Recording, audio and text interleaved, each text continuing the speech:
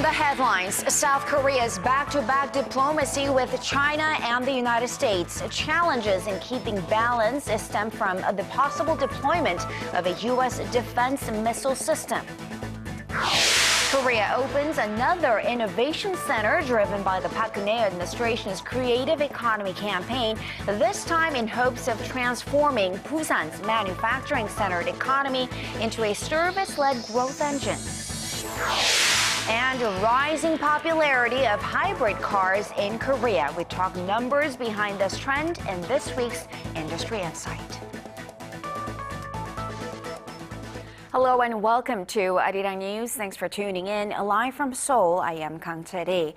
We begin with back-to-back diplomacy for Seoul with two of its closest partners this week, China and the United States. Watchers say Seoul could find itself in a tough spot with some controversial issues on the table. Hwang Sung-hee has the story.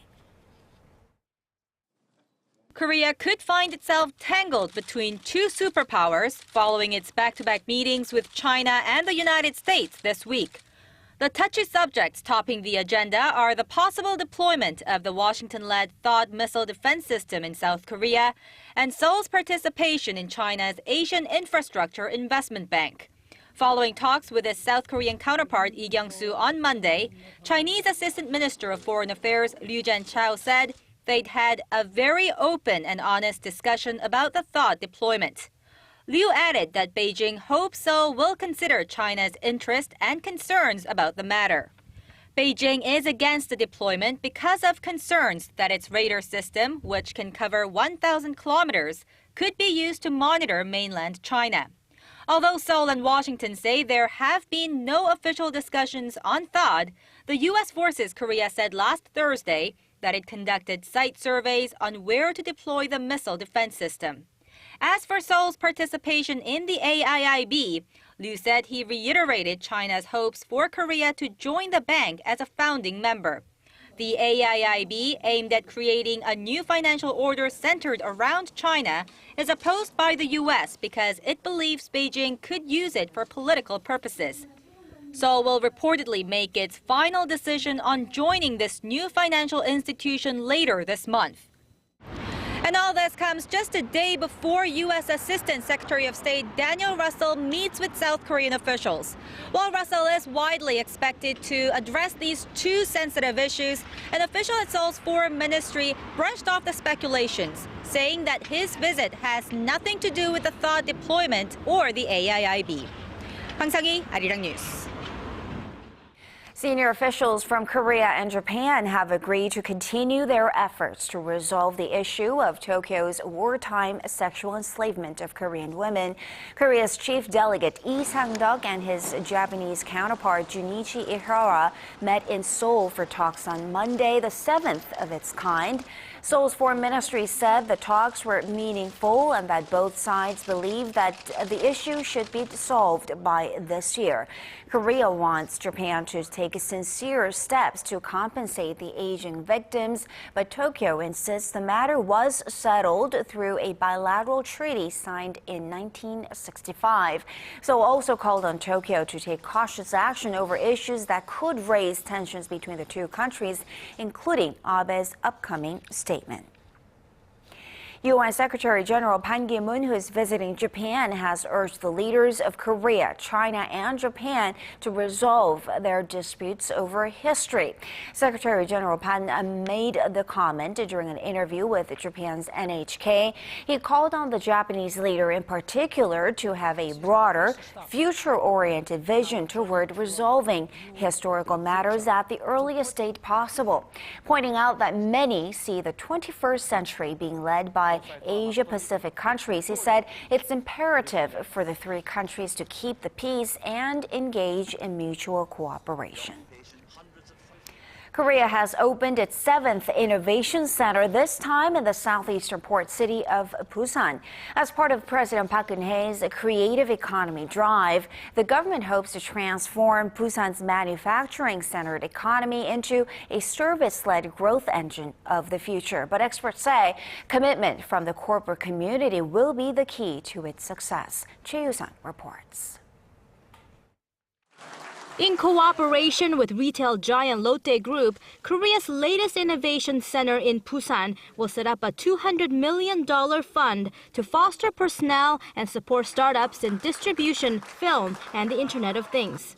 It plans to offer a one-stop counseling service on development, marketing, and commercialization of innovative products and help diversify Busan's traditionally strong shoe and fisheries industries. 전통 상품은 물론 혁신 제품의 가치와 상품성을 높여서 한국의 대표 상품으로 도약하게 만드는 유통 혁신의 거점이 될 것입니다. Lotte, which also runs an entertainment business, will join hands with the government's new cultural creativity complex to build an ecosystem for Korea's film industry. In line with the government's goal to establish a global Internet of Things hub by 2019, the Busan Center will test potential commercialization of related technologies and nurture startups that integrate the technologies in the safety and tourism sectors. As part of President Park's creative economy drive, the government plans to build 17 innovation centers around the country, each teaming up with a conglomerate to encourage creativity and help fledgling companies commercialize their products globally. The success of these centers is linked to how smoothly conglomerates and SMEs will cooperate, how much of an initiative they will take, and their intent to participate. Placing a greater emphasis on the conglomerate's willingness to generate output, experts say that in order for the Park administration's innovation initiatives to bear fruit, succeeding administrations will have to continue to support these centers and their projects. 최유선, 아리랑 뉴스.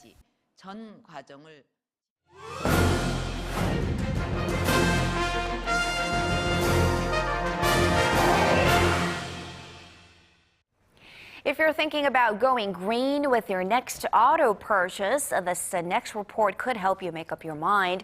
We're going to talk about hybrid cars. What puts off many potential buyers from hybrids is the cost. Our Kim Ji-yeon takes a closer look in this week's Industry Insight. Despite falling oil prices, Korean drivers are increasingly turning to hybrid cars, powered by a combination of gas and electricity. Around 5,200 hybrids were sold during the first 2 months of this year alone, led by Hyundai Motor's Sonata Hybrid. The driving force behind the hybrid's popularity is a change in public perception, as myths surrounding hybrids are debunked. When consumers hear the words electric vehicle, they think of plugs, cords, and wall sockets. But today's hybrids don't necessarily have to be plugged in. Auto engineers have developed a system known as regenerative braking that helps cars retrieve and store energy. Energy normally lost when the car slows down or stops is reclaimed and sent to the rechargeable batteries. And then the gas engine also transfers energy to the batteries automatically. Another common misconception is that hybrid drivers are paying more just to save the environment. But in reality, it's not all about altruism. Drivers can actually save when they go hybrid. The sticker price for a Sonata Hybrid starts at $27,000, just $1,800 more than a non-hybrid Sonata. Assuming gas price remains at $1.30 per liter, Hyundai says consumers can save nearly $3,200 over a 5-year period. A drop in gas prices doesn't automatically mean that it's going to be cheaper to keep a gasoline-based model. Right now, gas is at about $1,471 or $1.30 per liter, which isn't cheap. And consumers think the low oil price trend isn't going to last long.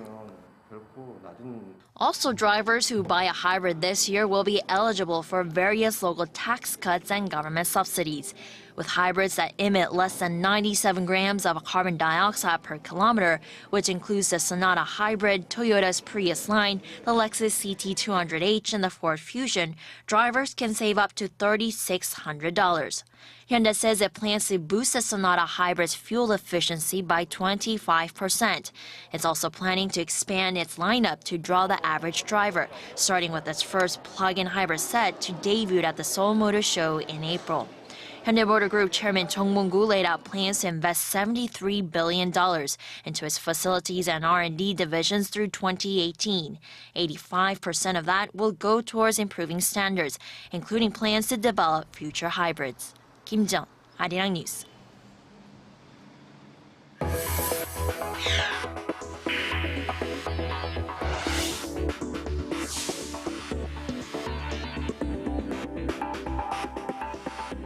The average growth rate of sales of non-financial listed firms has been decreasing for the past couple of years, and last year it actually turned negative, with many manufacturers seeing their sales and profits slump. Song Ji-sun has more. Korean manufacturers entered a phase of negative growth last year. According to the Federation of Korean Industries on Monday, sales of over 1,000 listed companies decreased 1.5% as of the third quarter of last year, compared to the same period a year earlier. Profit growth also slowed to negative 18% last year, from a 1% growth in 2013. The trend was more noticeable among manufacturers, which account for more than 70% of the firms surveyed. Their combined profit dropped from $75 to $62 billion, a 23% fall from a 9% expansion in 2013. 7 out of Korea's 10 largest companies in terms of revenue saw their profits drop 30% on average on slumping domestic demand, coupled with slowing exports due to weakened global demand. And that includes Korea's largest companies and conglomerates like Samsung Electronics, Hyundai Motor Group, SK, and Hanwha. Officials at the Federation of Korean Industries say manufacturers need government support for more business-friendly policies. They say such a slowdown could dent the pace of new job creation and facilities investment. Industry analysts point out that companies first need to restructure and cut costs to improve their profitability. Song Ji-sun, ARIRANG News. And with the protracted economic slump, last year was a bad year for Korean companies in another aspect. In 2014, the number of Korean firms recording a decline in their credit ratings reached a 15-year high. The Korea Investor Service says only 15 of some 370 companies saw their credit ratings rise last year, while about 40 suffered a downgrade. The figures represent the lowest and highest within a 15-year period since 1999. By sectors, manufacturing companies saw their largest number of ratings downgrades, followed by the services and financial sectors.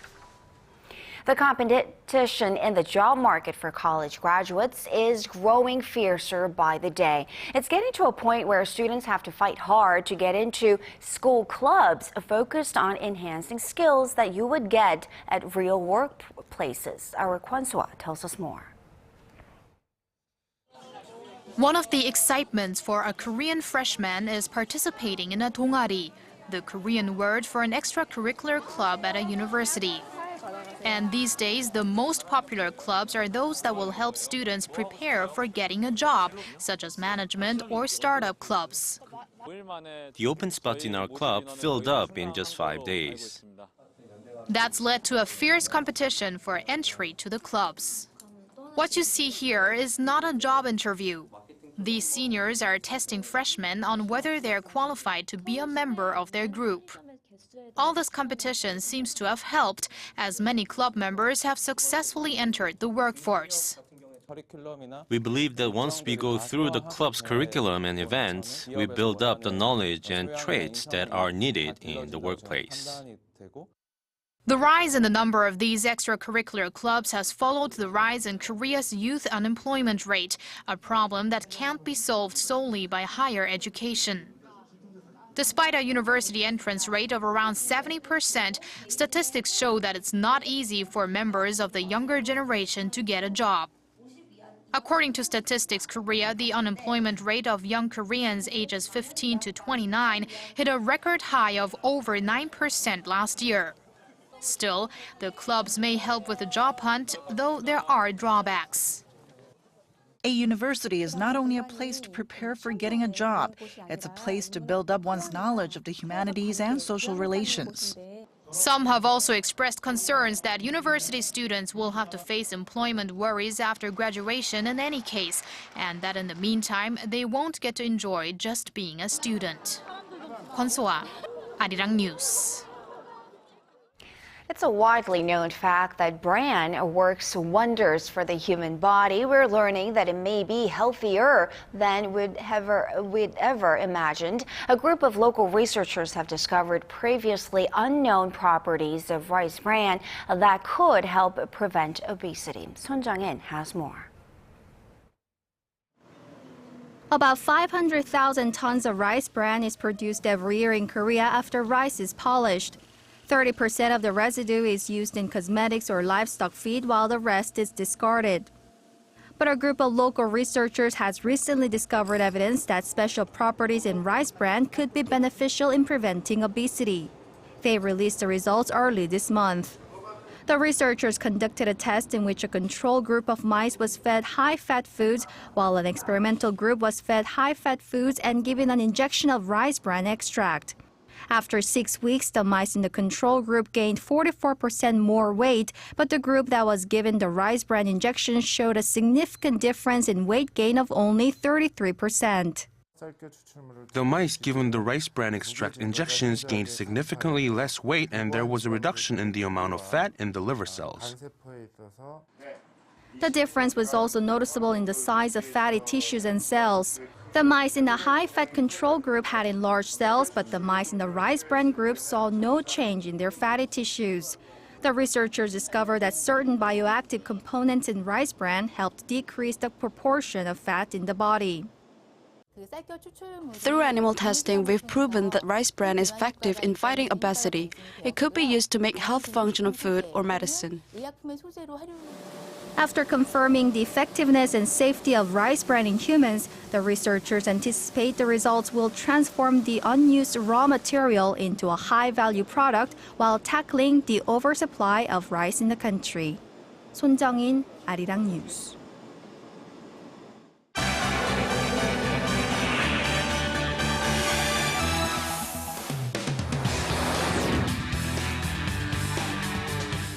Three British teenagers are back in London after their alleged plans to join the Islamic State militant group in Syria were foiled over the weekend. To tell us more, Paul Lee is joining us from the News Center. Paul, there's been an alarming trend of radicalized youths from foreign countries seeking out IS, and just a few weeks ago, 3 British schoolgirls fled to Syria. Are there any similarities to these cases?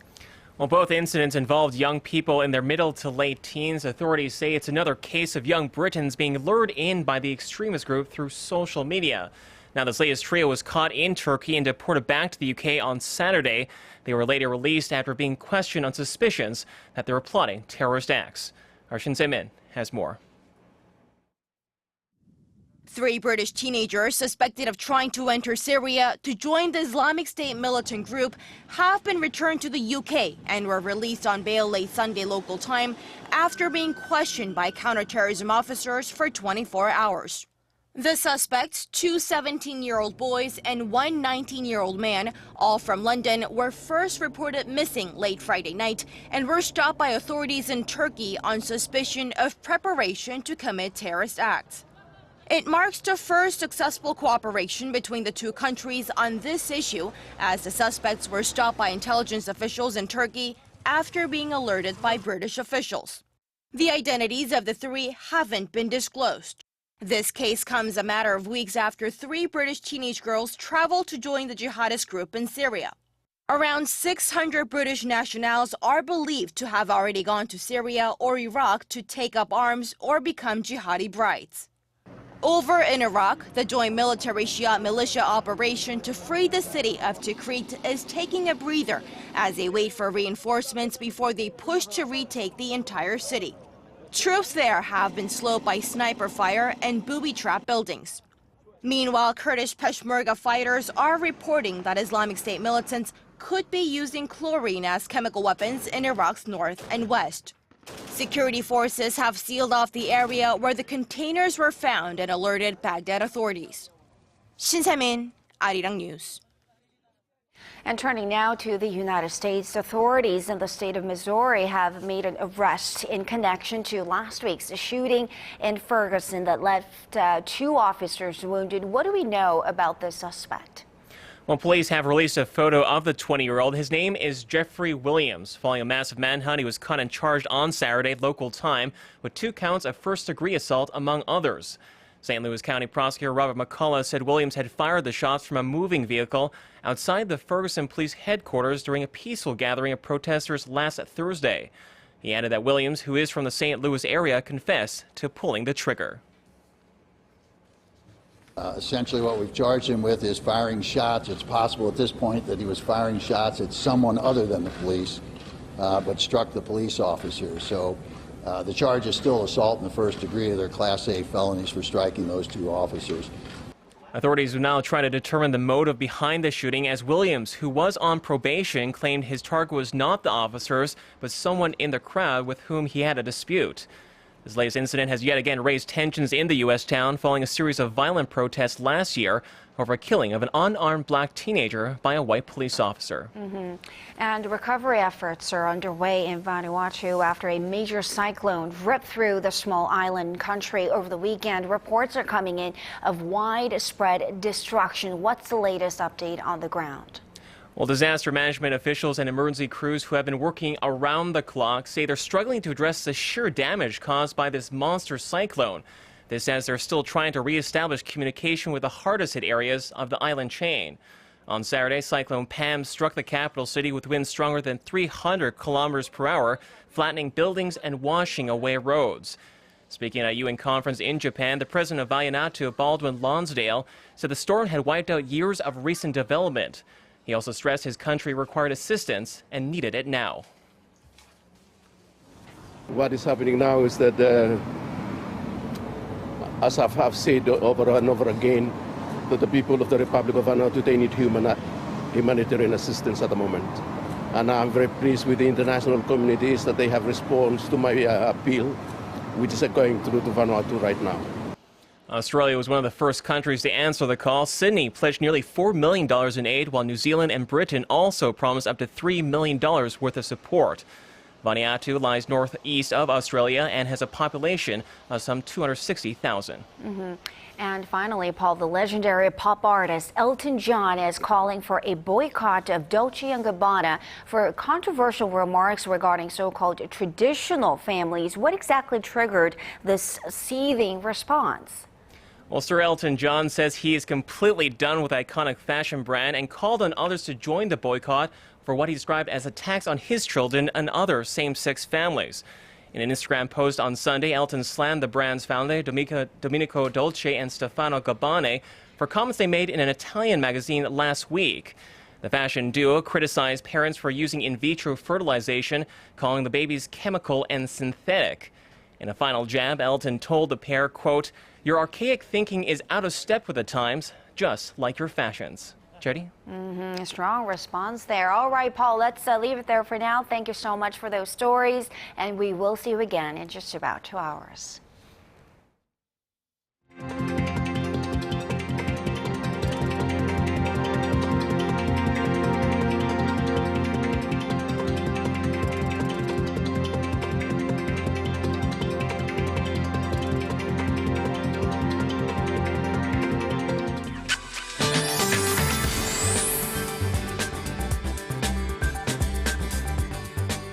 Hello and welcome. I'm Kim Bo-kyung with your weather outlook. It was a beautiful day, perfect for spending time outdoors, and the daytime high here in the capital rose up to 16 degrees, and some cities down south even peaked above 20 degrees. But be aware, as the mercury will drop as the night progresses. Tomorrow is shaping up to be another warm day, perfect for spending time outdoors, but keep in mind that rain clouds will gradually move in by the afternoon, first hitting cities down south south, and it seems like the rainfall will continue through Thursday, providing the much-needed humidity to the dry air. So up to 60 millimeters of precipitation will fall over Jeju, while about 5 to 30 is in store for the central regions, and numbers will remain above seasonal norms once the showers end, so spring flowers should bloom earlier than expected. On to tomorrow's readings. Seoul reaches a high of 18, Daegu and Gwangju 23, Busan 19. Meanwhile, Jeju peaks at 18, Dokdo 13, Mount Kumgang 8. Those are the updates I have for you now. I'll see you soon. And that will do it for this edition of ARIRANG News. Thanks for watching.